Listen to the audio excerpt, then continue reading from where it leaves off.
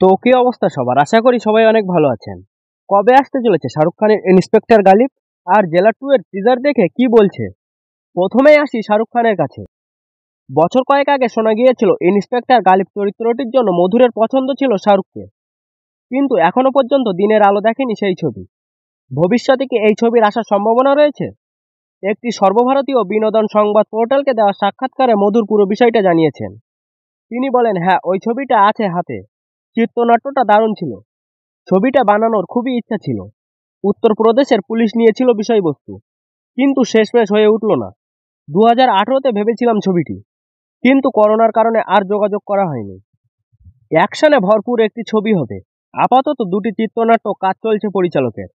একটি মুম্বাইয়ের অন্ধকার দিকটি নিয়ে এবং অন্যটি বলিউডের স্ত্রীদের নিয়ে। অন্যদিকে শাহরুখ ব্যস্ত কিং ছবির শুটিংয়ে। সেই ছবিতে তার সঙ্গে অভিনয় করবেন সুহানা খান। আবার এই ছবি শেষ হলে পাঠান 2 এর কাজ শুরু করে দেবেন বাদশা। রজনীকান্তের সিনেমা জেলারের দ্বিতীয় পর্ব। দীর্ঘ প্রতীক্ষার পর জেলার 2 এর টিজার মুক্তি পেয়েছে। টিজারে থালাইভা রজনীকান্তের দুর্দান্ত অ্যাকশন দৃশ্য একেবারে হতবাক করে দিয়েছে। এটি নেলসন এবং সঙ্গীত পরিচালক অনিরুদ্ধের সমন্বয়ে তৈরি করা হয়েছে। টিজারের প্রথম দৃশ্যে পরিচালক নেলসন ও সঙ্গীত পরিচালক অনিরুদ্ধ ম্যাসেজ চেয়ারে আরাম করছেন।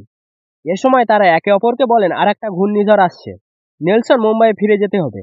নেলসন উত্তরে বলেন এটা শুধু মুম্বাইয়ের জন্য। এরপরেই কিছু গুন্ডা তাদের অফিসে ঢুকে পড়ে এবং রজনীকান্ত একের পর এক শ্বাসরুদ্ধকর অ্যাকশন দৃশ্যে তাদের নিঃশেষ করে দেন। মাত্র 4 মিনিটের এই টিজারে রজনীকান্ত এক নতুন ধরনের অ্যাকশন দেখিয়েছেন।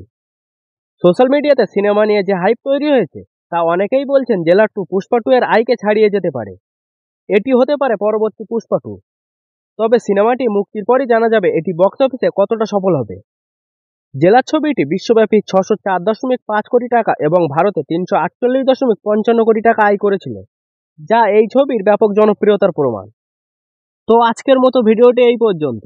নতুন ভিডিও সবার আগে দেখার জন্য চ্যানেলটি সাবস্ক্রাইব করে রাখুন। ধন্যবাদ।